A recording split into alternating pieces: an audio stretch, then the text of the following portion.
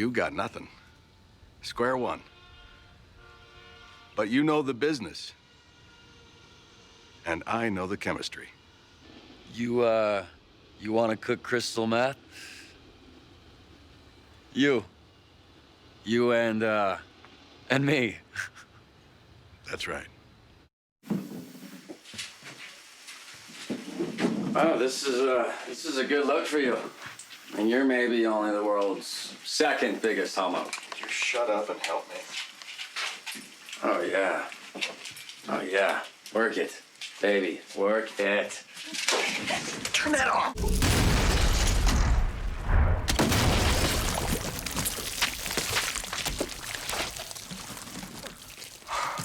You see, hydrofluoric acid won't eat through plastic.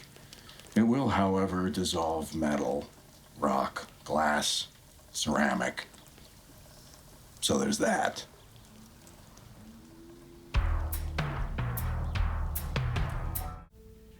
Heads or tails? No, I'll do the body and the acid, okay?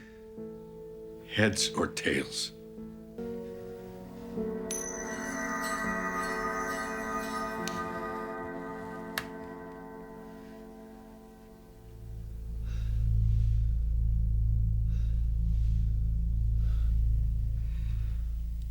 Best 2 out of 3. Hey, yo, I'm trying to pinch one off in here. Just give me some privacy, would ya? Get off the toilet! Get off the toilet!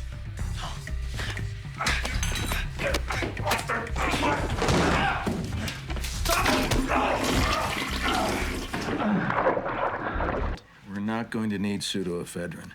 We're going to make phenylacetone in a tube furnace. Then we're going to use reductive amination to yield methamphetamine, 4 pounds. So no pseudo. No pseudo. So you do have a plan. Yeah, Mr. White. Yes, science. Today is the first day of the rest of your life. What are you doing? This is the first day of the rest of your life, but what kind of life will it be, huh?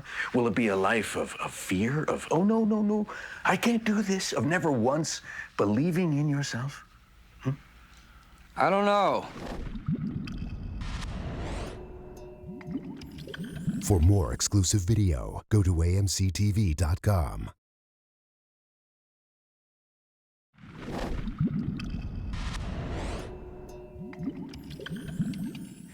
Methylamine. Where's the methylamine? I don't see the methylamine. Yeah, well, that's where I ran into some trouble. In this episode, we have a sequence, a very fun sequence for us to shoot, where Walt and Jesse break into a chemical supply facility and steal a big barrel of methylamine. That was not a chemical storage facility in real life. That was a sewage treatment plant.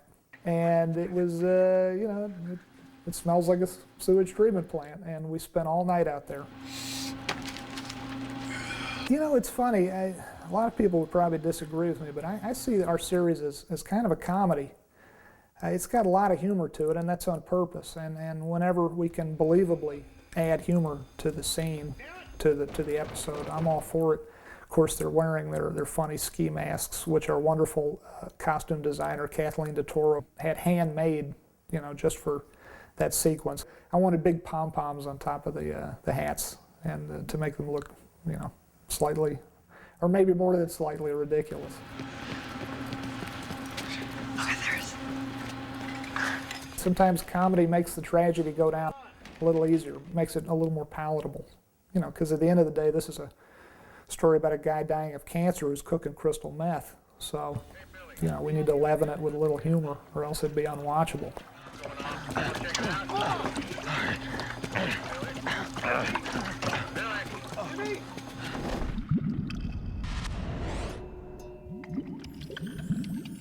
For more exclusive video, go to amctv.com.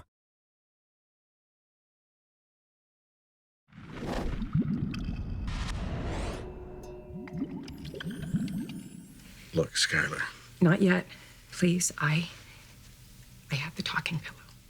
Well, my writers and I knew we wanted to have an intervention scene in that episode, Gray Matter. You.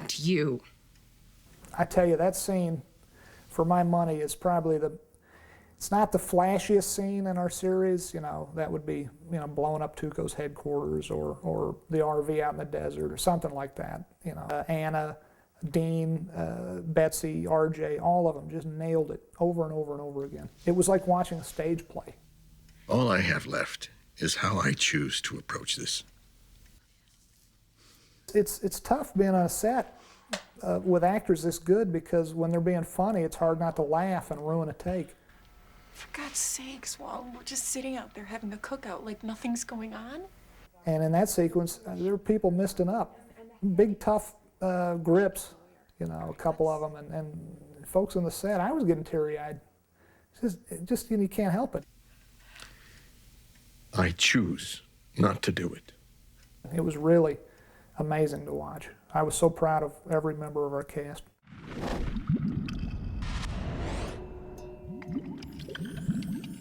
For more exclusive video, go to amctv.com.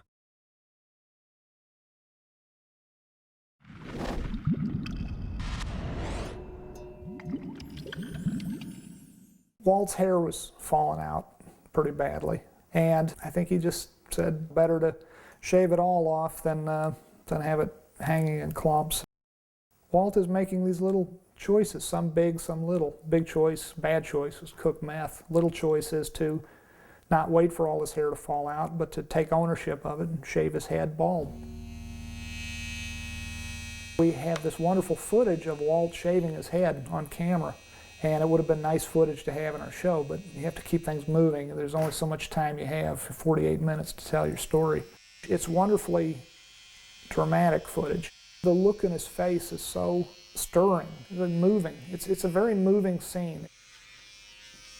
I was nervous to ask him to shave his head. His wonderful wife, Robin, who's a very sweet lady, very clearly didn't love the idea of him shaving his head. We independently, Karen, my producer, and myself, and our makeup people looked into the possibility of a skinhead wig, a bald wig. But Bryan just wanted nothing to do with that. He just said, you know, the character is clean shaven, and I should be too. He's a trooper. He's a pretty great guy to work with. Morning. Would you pass the butter, please? Badass, Dad. This is not the way my hair usually looks. This is because I had a wonderful full head of hair that I shaved off sort of in solidarity with Bryan Cranston. A lot of our crew people shaved their heads in solidarity. And Bryan Cranston actually did the shaving on everybody. During a lunch break, Bryan would they'd wrap a towel around someone and he'd shave their head. And he got very good at it, actually. He could do it almost like a Marine Corps barber. It felt kind of liberating. But now it's growing in really weird, so I don't know what the hell to do. You feel that first bzzz, and you're like, oh, this is a bad idea. But then you're committed, so.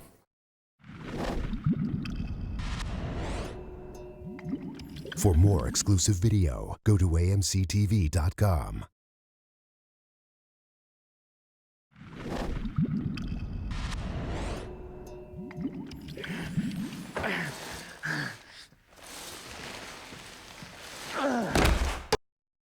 We've got a scene where our two main characters have to dispose of a body in a bathtub by corroding it with acid. Vince was able to incorporate Walt's chemistry history into the storyline. And he knew exactly hydrofluoric acid would be the perfect acid to use to dissolve a body. Except this should not have happened in a bathtub because this particular type of acid eats right through a bathtub, right through porcelain and steel.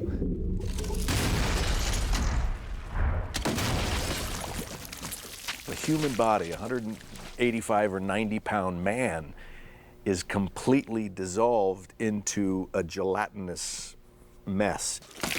It was fake bone, hair, weird, fleshy, gooey, squishy material. Gore, you just don't make gore, you have to develop gore.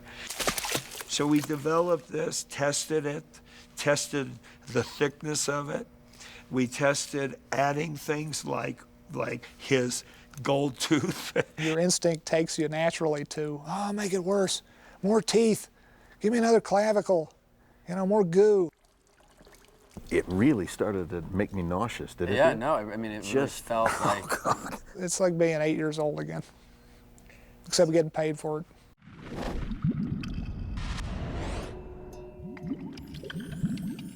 For more exclusive video, go to amctv.com.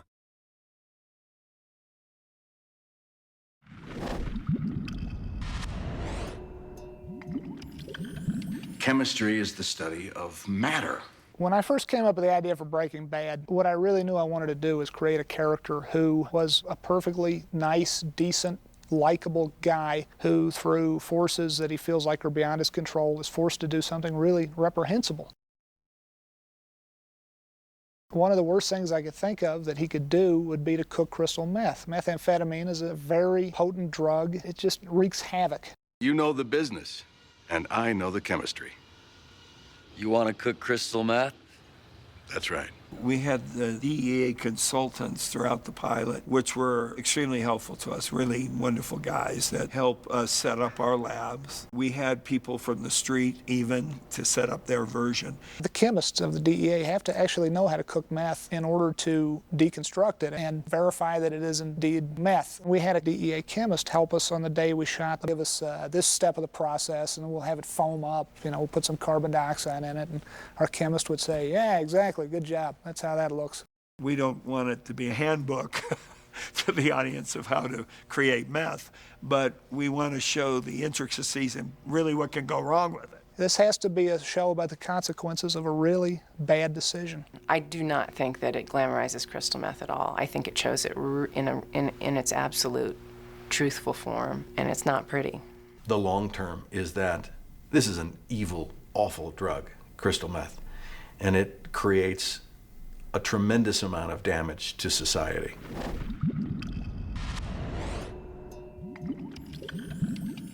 For more exclusive video, go to amctv.com.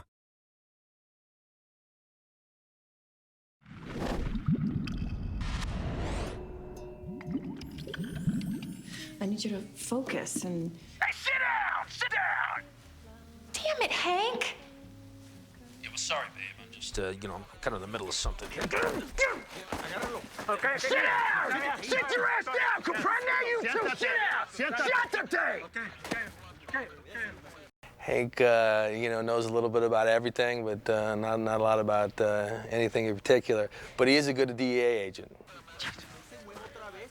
I'm back, babe. What's up? Hank is very manly. Marie loves that he's manly. He's just unbearably, you know, brazen and macho, and you know, he's coarse.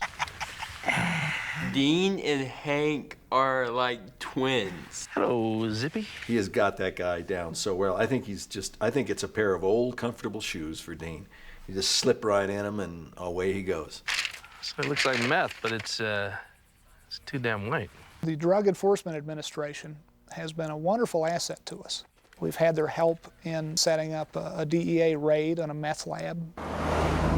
We had an agent here on set who made sure that every last movement that these entry agents made was the way the DEA does it in real life. We saw a lot of busting down meth house films, but we certainly saw the aftermath of the busts and what the houses looked like and what the drug paraphernalia looked like, so that we could familiarize ourselves with the terms and all that stuff, so we don't look like morons when we're doing it. Anytime and every time we can make something as real as possible, I'm all for it. It's great playing a DEA agent, yeah. I like to take it home at night, you know. Bust people on the way home, you know, it's great.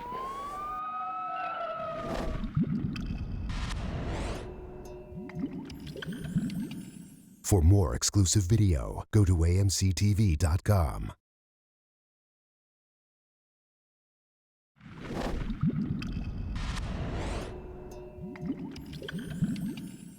I wanted Walter Jr. to be a character who had cerebral palsy. First and foremost, because I hadn't seen that character on television much, and you know, my basic philosophy is whenever I can, try to show the audience something either they haven't seen or they don't see much. You know, I thought I heard mice. That's all we need, huh? So, what's up, pal? What the hell's wrong with you? Walt Jr. is a 17-year-old guy that's with a disability that's just trying to fit in. I have the same symptoms, but he has a lot more severe symptoms. some kind of a muscle disorder that messes with your motor skills. I wanted to hire a young man who really did have that condition, and RJ does. It was pretty important that they hired an actor with CP, because if they didn't and the actor comes in and they don't really know much about it, they'll try to overact it and mess it up. He's a really great kid. He's smart, he's sharp. I forget all the time that he's as young as he is. He's very bright, very attentive, and he can improv really well. He threw out a couple lines that we weren't expecting and just went with it, and it was really nice. It was really appropriate. Those are really supposed to be in style now. The skaters wear them. Do I look like a skater? You know, it's like, wow, good. And it wasn't his line, so he threw it out. So I mean, whenever anybody can do that, it shows that they're listening and they're aware and they're able to take it to the next level. And that's who you want to work with as an actor. Maybe treatment isn't the way to go. Then why don't you just die already? Just give up and die. With this character, I want to show that any actor with a disability can pretty much do anything that they want to as long as they work hard at it. I just adore him. Everyone does. Once you meet him, you just can't not love him.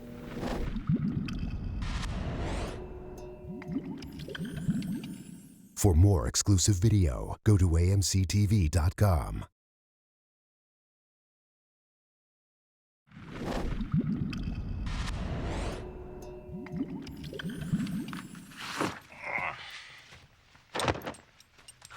What are you doing?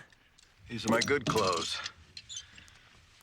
You can't go home smelling like a meth lab. One of the greatest memories of shooting the pilot, Bryan, is in his underwear a lot. And, Is that really one of your greatest memories? listen, let me finish what I was gonna say. Walt in the pilot is in his underwear a lot. He wears his underpants proudly. I have a nudity clause in my contract that insists I'm naked in every single show I do. Damn, man. Are you some kind of nudist? The day we shot that scene, I said to Bryan, you know, it's written that you're in your underpants. And he says, yeah. And I said, well, I'm just saying, if you're not okay with that, if you got any discomfort, we can, you know, he brought up some sweatpants in a bag, or and Bryan said, no, he's in his underpants. I said, oh, okay, good.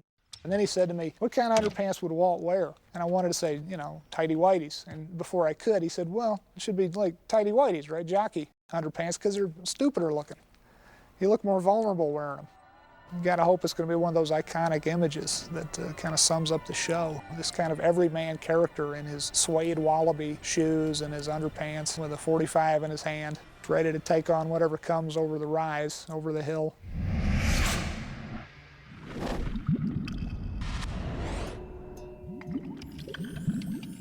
For more exclusive video, go to amctv.com.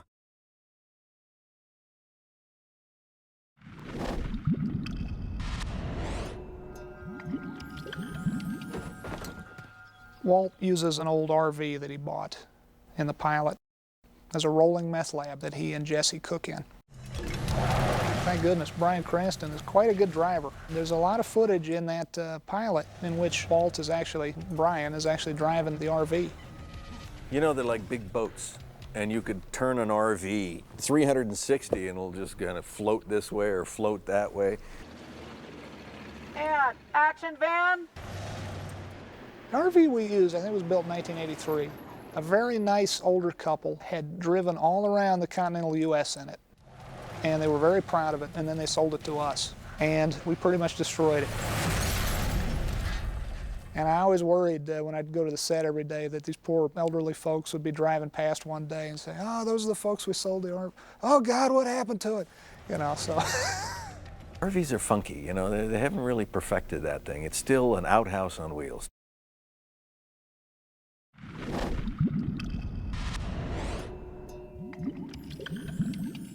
For more exclusive video, go to amctv.com.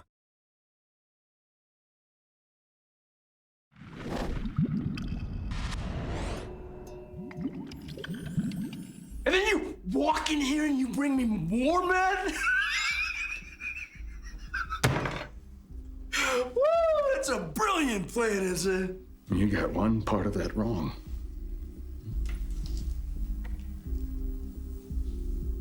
This is not meth. We knew First off, in that episode, Crazy Handful of Nothing, that George Mastras did such a great job writing. We were hammering out the idea before he started writing, and we knew we wanted Walt to turn the tables on Tuco at the end of the episode, and we knew Walt couldn't do that with brute force. Are you nuts? I want to find out. He's just not that kind of a character. He's not going to suddenly turn into Rambo. What his advantage is his scientific knowledge. Hey, what is it? Fulminated mercury. A little tweak of chemistry. And I'd always heard about this stuff. It's very dangerous stuff. It's an explosive. I should hasten to add, we didn't use real fulminated mercury. That would have been way too dangerous. Dennis Peterson, our special effects wizard, I think he used primer cord, actually, which is explosive rope. But that scene when the windows blow out and the glass rains down right into the camera, just wonderfully done by Dennis and by our director, Bronwyn Hughes, who just put the camera in all the right places to make the most of that sequence. It's a funny thing with the episode, with the explosion in that episode. You want it to be really as big as it can be, but on the other hand, Walt has to survive this explosion relatively unscathed, and it has to not be dead. So the trick with a scene like that is to find the happy medium, have a big enough, cinematic enough explosion, and yet have it be believable that Walt and Tuco and his henchmen survived it.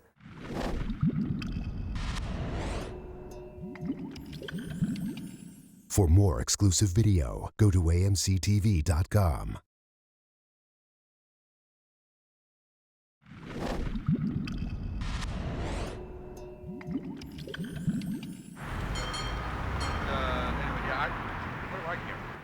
In our Cancer Man episode, Walt shorts out the car battery in a fancy BMW convertible and at a gas station and blows up the car because he's getting revenge on this jackass, this pompous yuppie. Yeah, I would not want to be on the other side of this one. Who is sort of embodying at that moment all the things that Walt feels frustrated by and feels angry at. That was a fun scene to watch. I was there on the day we blew that up. And Dennis Peterson, our effects guy, as always, did a wonderful job, as did our picture car, our transpo guys who found that BMW. You know, magic of film. When you see the BMW drive up. Come on, move your ass. And Ken wins, the yuppie who's driving it, pulls up. That's a whole different BMW. That's actually a working one. And our wonderful Teamsters found a working BMW and then a wrecked, I guess water damaged or wrecked BMW convertible. Our guys did a great job matching these two cars. The car that Dennis and his crew wound up blowing up, you know, was just a big hulk of metal that they had to roll into place. When Walt blows up this car, it's fun, it's exciting, it is for me anyway, but it's also really stupid. In doing so, he could have blown up this, you know, caused a big fire at this gas station. He could have been caught, at the very least, you know, gone to jail. So it's one of these moments where it's exciting, and yet you also have to think, you know, the guy we're watching here, this protagonist, this hero of our show we're watching, he's kind of unbalanced.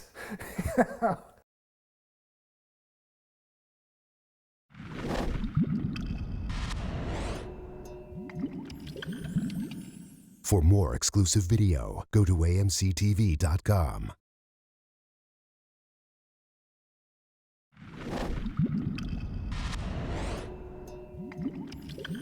Some straight like you, giant stick up his ass, all of a sudden at age, what, 60, he's just gonna break bad? I'm 50. Well, the pilot doesn't have a name, it's just called a pilot. But episodes 101 and 102 are titled The Cat's in the Bag and the Bag's in the River. And that is a reference to one of my favorite movies, Sweet Smell of Success, which, for my money, has the most quotable dialogue of any movie ever made. And one of the great lines in that movie, Tony Curtis says to Burt Lancaster, "Cat's in the bag and the bag's in the river," referring to this dirty deed he's done. Oh.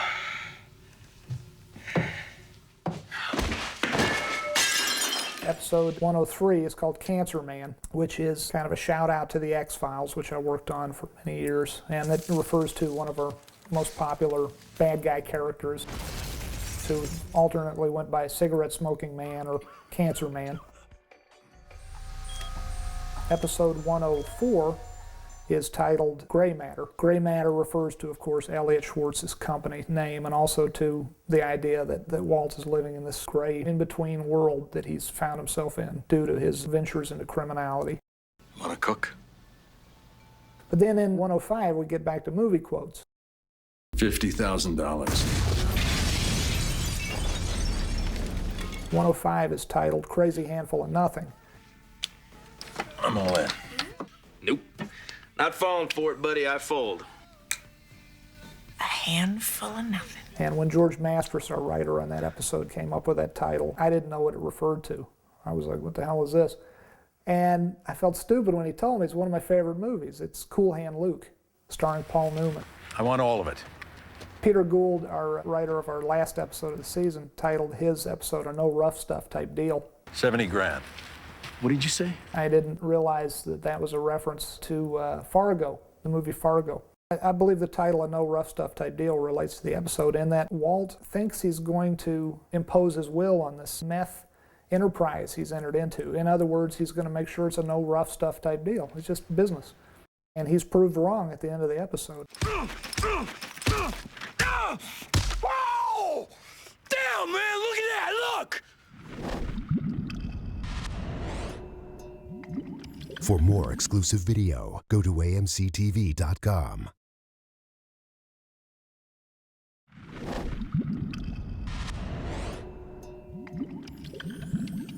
You got this money from Tuco. Yeah. So Tuco gave you this, is what you're saying? We made a deal. In this episode, you saw Walt and Jesse go from the frying pan and into the fire. This is like a non-criminal's idea of a drug meet. This is like, oh, I saw this in a movie. Ooh, yes. Look at me. Walt and Jesse are now in business with a really scary dude. Mr. Clean and his boy. He's crazy. I mean, he's just beat the hell out of one of his own guys for no reason at all, other than the fact he was amped up on meth that Walt himself had cooked. We're going to make phenylacetone in a tube furnace, and we're going to use reductive amination to yield Walt is the methamphetamine. smartest dumb guy I know. In other words, Walt is probably a borderline genius. So you do have a plan. Yeah, Mr. White. Yes, science. But, as my dad used to say, you know, some people are really, really smart, and yet they don't have sense enough to know when to come in out of the rain. Can you handle 4 pounds?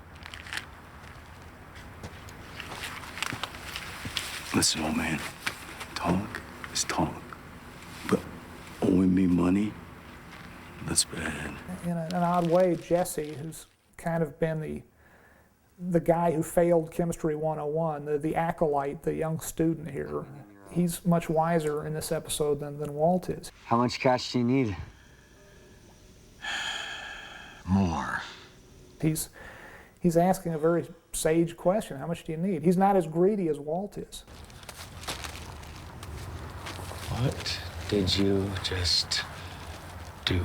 Skyler at the end of this episode still doesn't know what Walt is up to, doesn't know about his criminal avocation. What's that smell? Oh, yeah, it's sacred Navajo herbs. But she's very upset at the end of this episode for a whole different reason. She's really angry by her sister Marie, who is a shoplifter, it turns out. And Marie's shoplifting has actually gotten Skyler into trouble. You're not going to admit this, are you?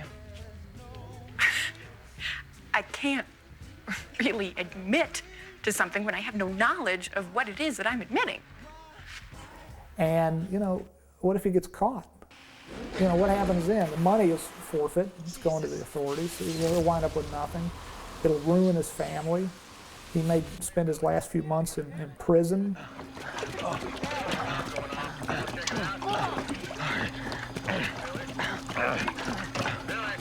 He doesn't see how dangerous this is, and by the end of this episode, I think he's starting to see just how deadly the situation could become. Whoa! Damn, man, look at that, look! and yet now it may be too late.